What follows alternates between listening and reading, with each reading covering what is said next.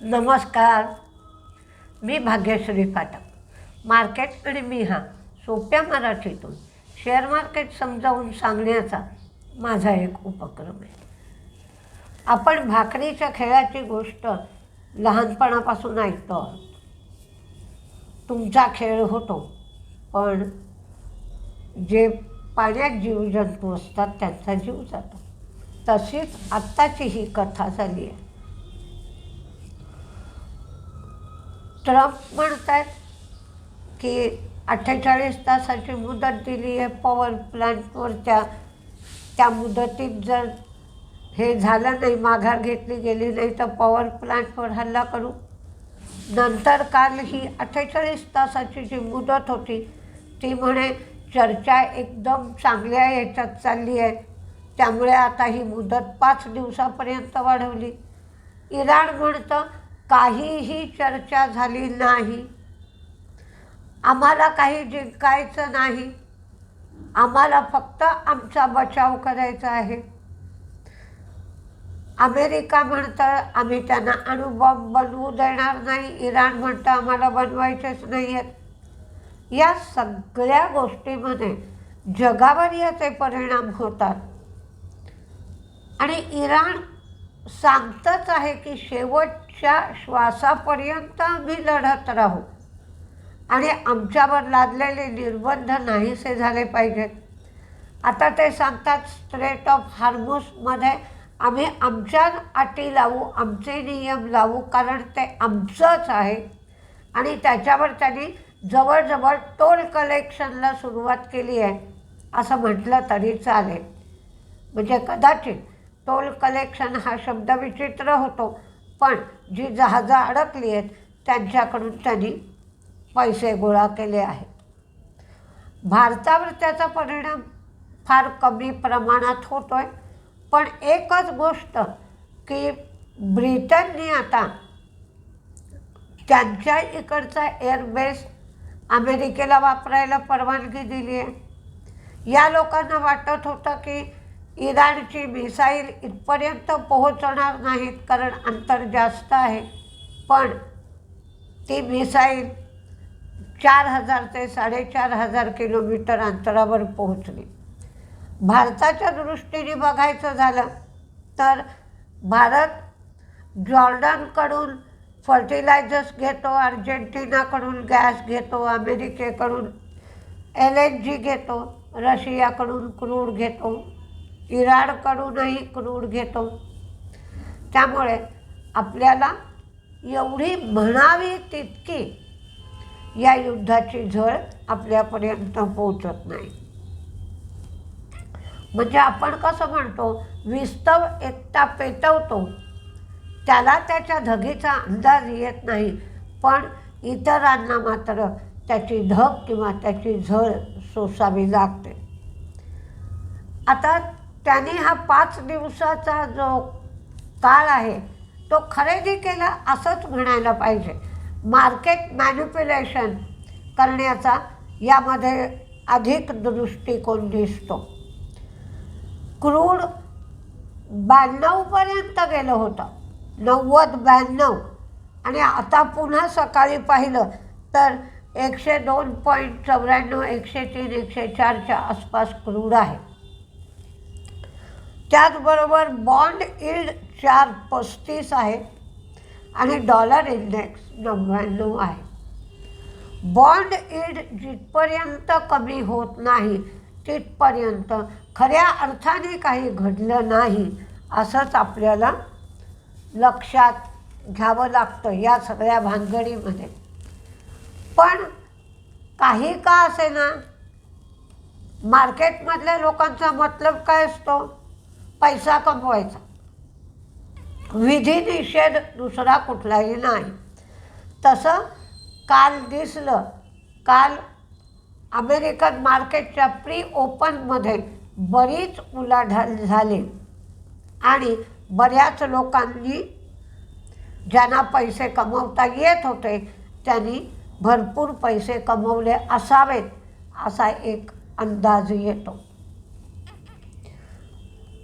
आता आपण याच्यामध्ये काल एक कमेंट होती की वीकली शॉर्टच्या बाबतीत, तर आठवड्याचा जो त्यांना कोटा असतो ते त्या म्हणजे बॅच म्हणतो आपण, जशा गोळ्यांचं एक स्ट्रीप असते, त्या स्ट्रीपमध्ये 10 गोळ्या असतात किंवा 20 गोळ्या असतात, तशापैकीच त्यांच्या वीकली शॉर्टमध्ये ती तेवढी पेन्स असतील आणि रोज किती वापरायची किंवा किती घ्यायची हे डॉक्टरच्या सल्ल्याने करावं असा त्याच्यामध्ये एक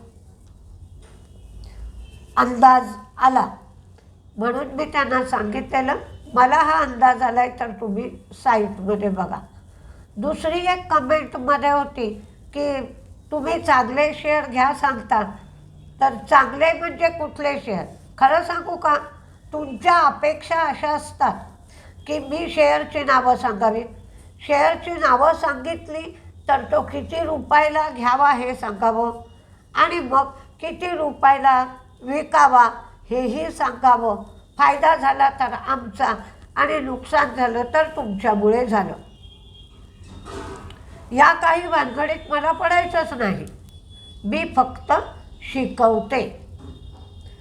म्हणून मी तुम्हाला सांगितलं चांगले शेअर. पण हा प्रश्न चांगला आहे की चांगले शेअर म्हणजे कसे ओळखायचे? तर ती कंपनी बाबा, तिची डिव्हिडंड हिस्ट्री बघायची, ती ए ग्रुपमधली कंपनी आहे का ते बघायचं, तिचा ग्रोथ रेट बघायचा, CAGR ग्रोथ तिची बघायची, मोनोपोली आहे का तिची, म्हणजे तिने तिच्या प्रॉडक्टची किंमत जरी वाढवली तरी कंपनीच्या विक्रीवर परिणाम होत नाही ना, मोनोपोली आहे का बघायची. निश प्रॉडक्टमध्ये म्हणजे एखादं एक वेगळं प्रॉडक्ट तीच विकती आहे फक्त कंपनी, असं आहे का. त्यांचा डेट इक्विटी रेशो किती आहे, म्हणजे कंपनीवर कर्ज किती आहे, कठीण काळ आला तर ती कंपनी ते कर्ज फेडू शकेल का, आणि नवीन काही संधी उपलब्ध असेल तर कंपनीकडे कॅश आहे का, या सगळ्या गोष्टींचा विचार करायचा. त्यानंतर तुम्ही शॉर्ट पिरियडसाठी घेत असाल तर तुम्ही रिस्क रिवॉर्ड रेशो बघायचा.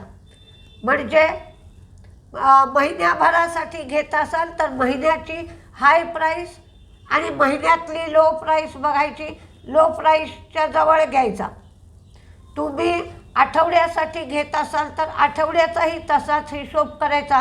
लॉंग टर्मसाठी घेत असाल तर वर्षाचा रिस्क रिवॉर्ड रेशो बघायचा. म्हणजे वर्षभरातली हाय किंमत बघायची, लो किंमत बघायची, आणि मी हाय किंमतीच्या जवळ घेणार नाही तर लो किंमतीच्या जवळ घेईन. म्हणजे हाय किंमत 100 आहे आणि लो किंमत 40 आहे तर तुम्हाला 55 ते 60 रुपयाच्या आसपास तो शेअर मिळायला हवा. या सगळ्या गोष्टींचं लक्ष देऊन तुम्ही चांगल्या शेअरची निवड करायची आहे. काही बातम्या बघूया आपण. GOCL ही कंपनी त्यांच्या बंगलोर येथील लँडचं मोनटायझेशन करणार आहे हिंदुजाबरोबर. तर 38 एकर लँड आहे, बिल्डिंग आहे, त्याची साधारण किंमत 2161 कोटी अपेक्षित आहे. LG इलेक्ट्रॉनिक्सला 573 कोटीची टॅक्स ऑर्डर आली आहे. Acme solar battery energy storage system project याच्या 4थ्या फेजचं त्यांनी कमिशनिंग केलं आहे.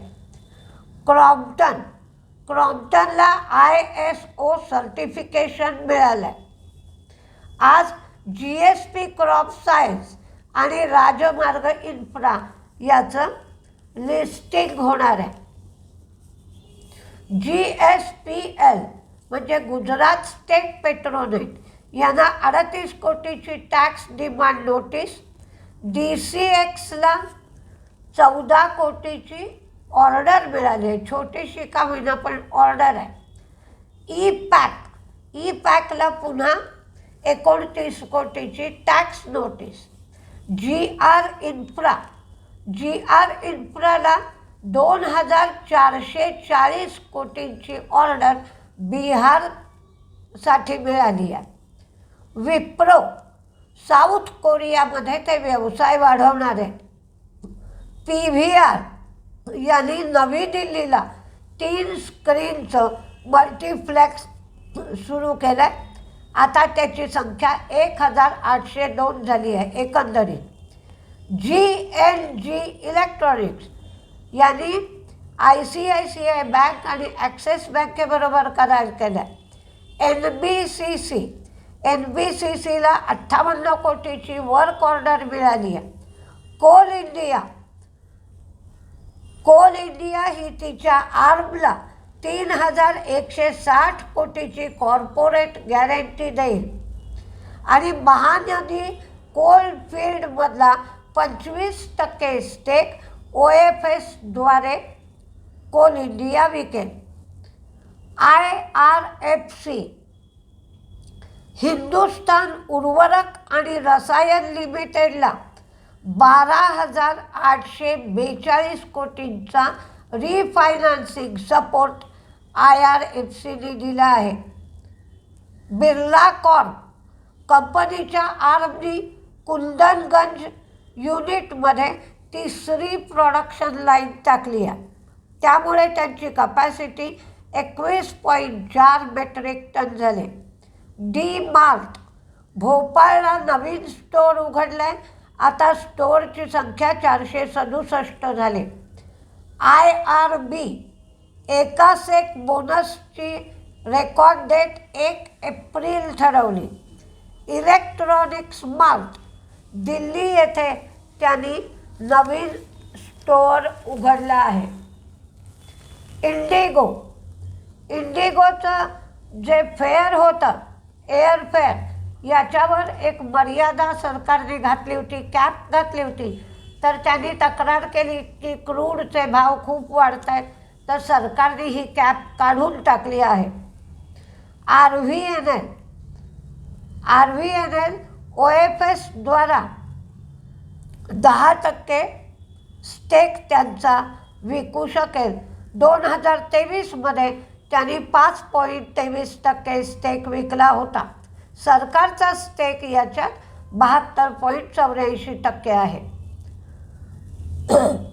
ग्लेनमार्कच्या औषधाला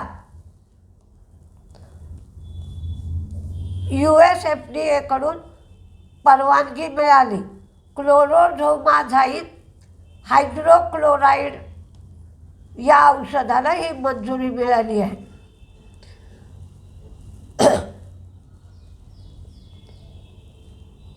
पॉवर इको या कंपनीचा IPO येतोय. 1100 कोटींचा हा IPO आहे. या IPOचा प्राईस बँड आहे 375 ते 395. 24 तारखेला म्हणजे आज सुरू होऊन 27 तारखेला हा बंद होईल. 2 एप्रिलला याचं लिस्टिंग होईल.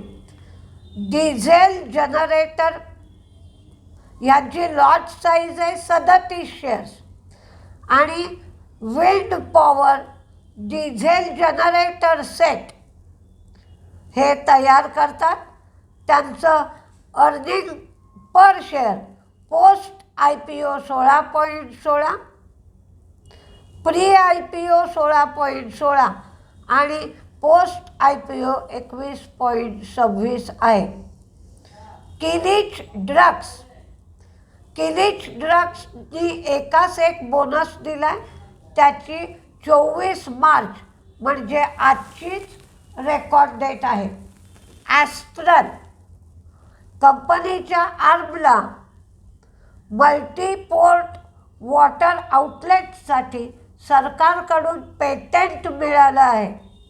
कॅप्री ग्लोबल ते राईट्स बेसिसवर 73 लाख शेअर्स 274 एवढ्या भावाने इश्यू करणार आहेत. बाळकृष्ण इंडस्ट्रीज हे 1 लाख रुपये किमतीचे नॉन कन्व्हर्टिबल डिबेंचर्स इश्यू करून 750 कोटी उभे करणार आहे. NBCCला एक 58 कोटीची छोटीशी ऑर्डर मिळाली आहे. वेदांताने 11 रुपये एवढा डिव्हिडंड दिला आहे आणि 28 मार्च ही रेकॉर्ड डेट आहे. त्याचप्रमाणे अडाणी ग्रुपने जे जयप्रकाश असोसिएट्सच्या संबंधातले ॲसेट्स घेतले त्याला चॅलेंज वेदांताने केलं आहे. आता कुठले शेअर तेजीत राहतील? आज मार्केट तेजीतच उघडेल. साधारणपणे 700 ते 800 पॉईंट सेन्सेक्स आज तेजीत राहण्याची शक्यता आहे. तर तेजीत कुठले शेअर राहतील ते आपण बघूया. पण काल आपण पाहिलं तर 10,014 कोटींची विक्री केली आहे फॉरेन इन्व्हेस्टर्सनी आणि डोमेस्टिक इन्व्हेस्टर्सनी 12,034 कोटीची खरेदी केली आहे. JBM auto, Olectra Greentech, Ashok Leyland हे सगळे तेजीत शेअर राहतीलच. JBM auto, Olectra, Ashok Leyland, Tata motors, ICICI bank, Axis bank, State bank, Asian paint, Berger paint, HDFC bank, Welspun corp, ITC, L&T, Infosys, Wipro, Titan, Bharat dynamics, Apollo hospital, कारण अपोलो हॉस्पिटलचं टार्गेट 9,600 रुपये आलं आहे. KEC इंटरनॅशनल खूप पडलेला आहे त्यामुळे तो स्वस्तात उपलब्ध आहे. HPCL, UltraTech, Vedanta, Reliance, BPCL, Tata power, Gujarat विद्युत निगम बरोबर त्यांनी करार केलाच आहे आणि त्याचबरोबर 4 राज्यांबरोबर ते करार करणार आहेत. त्याच्यामध्ये महाराष्ट्र, राजस्थान, पंजाब, हरियाणा यांचा समावेश आहे म्हणून टाटा पॉवर दिला आहे. इंडिगो सरकारने कॅप काढून टाकली आहे. GR इन्फ्रा, BHEL म्हणजे भेळ किंवा Bharat heavy electricals, TCS, IOC, Shriram finance, power grid, ONGC, Kalpataru project आणि हिंदुस्तान कॉपर, झिंक, NBCC. आज मी मंदीतले शेअर दिलेले नाहीत कारण आज मार्केटचा मूड तेजीचा असेल आणि रिलीफ रॅली आज असेल तर तुमच्याजवळ जे शेअर अडकलेले आहेत ते जर बाहेर पडू शकले तर चांगलं आहे. आपण तीच देवाकडे प्रार्थना करूया. बघूया काय काय होतं आहे ते. नमस्ते.